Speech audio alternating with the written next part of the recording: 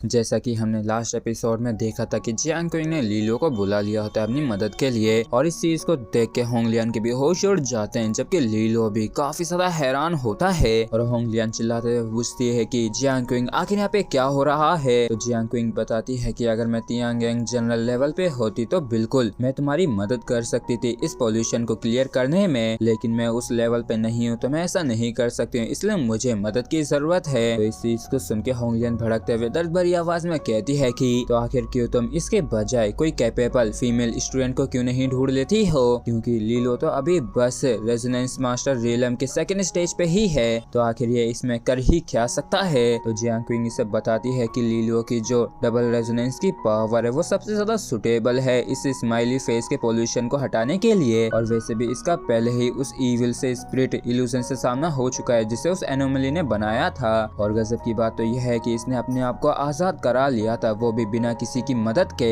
तो ये इस मामले में तुम लोगों के मुकाबले ज्यादा स्ट्रॉन्गर है। और इस चीज को सुन के होंगलियन भी काफी ज्यादा हैरान होती है और ये मन में सोचती है कि मैंने उस एनोमली की स्ट्रेंथ को अच्छी तरीके से एक्सपीरियंस कर रखी है, तो विश्वास नहीं हो रहा है कि असल में लीलो के पास उस तरीके की स्ट्रेंथ है, लेकिन सच में इसको तो मुझे टच भी करना पड़ेगा। और तभी जियांग इससे कहती है कि होंगलियन देखो, मेरे पास पूरा समय नहीं है तुमसे पंचायती करने का, और इस जैसे नाजुक समय पे तुम्हारे लिए बेहतर यही होगा कि तुम अपने सोच विचार को दूर रखो, और अगर तुम्हें अनकंफर्टेबल महसूस हो रहा है तो ये तुम्हारा खुद का करा धरा है, क्योंकि अगर तुम शुरुआत में ही उस प्यूरिफिकेशन टावर के पॉइंट्स के पीछे लालची होके नहीं जाती तो हम लोग अभी इस सिचुएशन में भी नहीं होते। और इस चीज को सुन के होंगलियन को गुस्सा आ जाता है और ये चिल्लाते हुए कहते हैं कि बहुत हुआ, और फिर ये कहती है कि चलो ठीक है करते हैं, जल्दी से करो। और इस चीज को सुन के जियांग जो होती है लीलो से कहती है कि लीलो ठीक है अब हम शुरू करेंगे, लेकिन जियांग जैसे ही लीलो को देखते तो देखते ही रह जाती है, क्योंकि लीलो जो होता है ऊपर की साइड ही देखे जा रहा होता है, मतलब कि ये सामने की साइड नहीं देख रहा था और सोचे जा रहा होता है कि क्या मैं नीचे देख सकता हूँ क्या, जबकि जियांग इससे पूछती है कि क्या तुम्हारी गर्दन अकड़ गई है। तो इस चीज को सुन के लीलो जो होता है तुरंत जियांग के पास जाके उसके कान में उससे कहता है कि क्या सच में मैं ये करने वाला हूँ, क्योंकि मुझे ये तो ठीक नहीं दिख रहा है। तो जियांग क्विंग जो होती है कहती है कि लाइफ एंड डेथ सिचुएशन में ऐसी छोटी मोटी चीजों के ऊपर ध्यान नहीं दिया जाता है, और वैसे भी मैं तो बस तुमसे मदद ही ले रही हूँ इस स्माइली फेस को सप्रेस करने के लिए, ना कि तुम्हें यहाँ पे कुछ और करने के लिए बोल रही हूँ, या फिर ये हो सकता है कि तुम्हारे पास भी कुछ और आइडियाज हैं करने के। और ये बात जियांग क्विंग अलग ही अंदाज से कह रही होती है तो लीलो के भी पसीने छूट जाते हैं और ये घबराते हुए कहता है कि बिल्कुल भी नहीं, मेरा जो मन है वो गंगा जल की तरह एकदम पवित्र है। तो जियांग क्विंग जो होती है कहती है कि चलो ठीक है अब तुम अपनी डबल रेजोनेंस की पावर को एक्टिवेट करो, जिससे कि टेम्पररी इस स्माइलिंग फेस को डिस्पर्स कर सको, और इसकी बॉडी में इसका जो कनेक्शन है फ्लैश और ब्लड से, तो जितना हो सके उसको डैमेज पहुंचाना और हो सके तो तोड़ने की कोशिश करना, जिसके बाद मैं खुद एक्शन लेके इस पॉल्यूशन को क्लीन कर लूंगी। तो इसके लिए लीलो भी मान जाता है और कहता है कि ठीक है मैं समझ गया। तो जियांग क्विंग इससे कहती है कि केयरफुली करना और ध्यान से। तो लीलो भी कहता है कि हाँ ठीक है मैं कोई बच्चा नहीं हूँ, जिसके बाद ये अपनी डबल रेजोनेंस की पावर को एक्टिवेट करके उसको रिलीज करने लगता है, और जैसे ही अच्छी खासी मात्रा में डबल रेजोनेंस की पावर इसके हाथ में इकट्ठा हो जाती है तो ये तुरंत ही अपने पाम से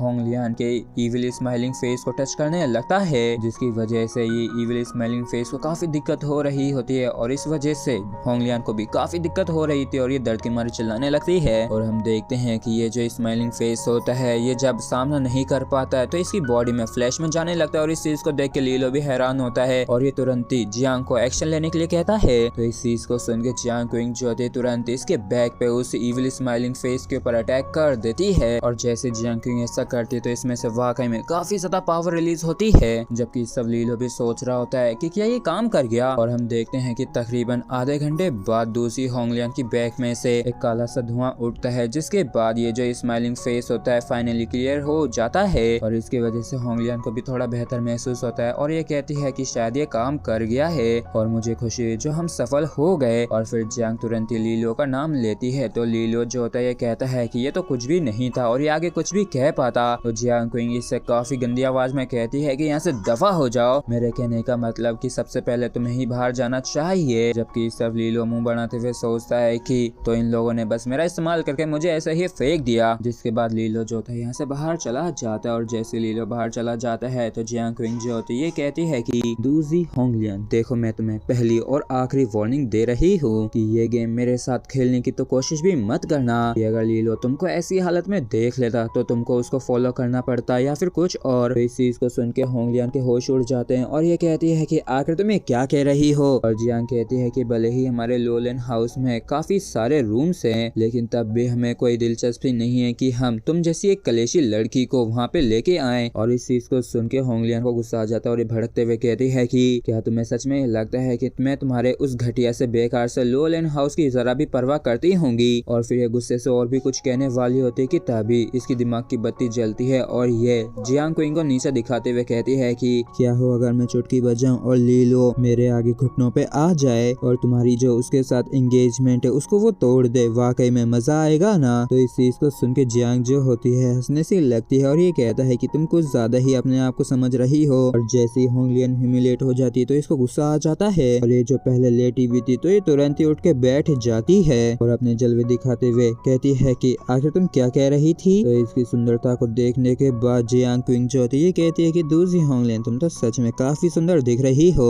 लेकिन तुमने खुद भी देखा है कि इतने सालों में आखिर कौन सा ऐसा तरीका है जिसमें तुम मुझसे ज्यादा बेहतर हो, मतलब कि तुम किस चीज में मुझसे ज्यादा बेहतर हो। और फिर जियांग जो होती है ये भी अपने जलवे दिखाते हुए कहती है कि देखो तुम अपने आप को ऐसे ह्यूमिलेट तो मत करो। और जैसी होंगलियन देखती है कि जियांग क्विंग के जलवे ज्यादा अच्छे हैं तो ये कुछ भी नहीं बोल पाती है। और फिर जियांग कहती है कि चलो ठीक है अब मैं यहाँ से चलती हूँ। तो होंगलियन पीछे से कहती है कि जियांग इस बार तुम्हारा मुझ पे एहसान रहा, लेकिन ये तो बिल्कुल भी मत सोचना कि इस चीज की वजह से तुम्हारे प्रति मेरा जो एटीट्यूड है वो अब बदल जाएगा, क्योंकि दूसरी विला और लुएलिन हाउस हमेशा की तरह ही दुश्मन रहेंगे और जब बात तुमसे लड़ने की आएगी तब मैं कोई भी रहम भी नहीं दिखाऊंगी। तो जियांग क्विंग कहती है कि देखो मुझे तुम्हारी इन छोटी मोटी चीजों से कोई भी फर्क नहीं पड़ता और ना ही मुझे परवाह है, और तुम अपने लिए कुछ ज्यादा ही हाईली सोच रही हो और मैंने तो बस तुम्हें इसलिए बचाया जिससे कि और भी ज्यादा परेशानी खड़ी होने से मैं रोक सकूं। और हाँ एक और बात, तुम अपने आप को ओवर एस्टिमेट मत करो और ना ही लुएलिन हाउस को अंडर एस्टिमेट करो। और इसी के साथ ही फ्रेंड्स हमारा एपिसोड यहीं पे खत्म होता है। अगर आप लोगों को वीडियो अच्छा लगा हो तो प्लीज चैनल को सब्सक्राइब और वीडियो को लाइक करना बिल्कुल भी ना भूलें।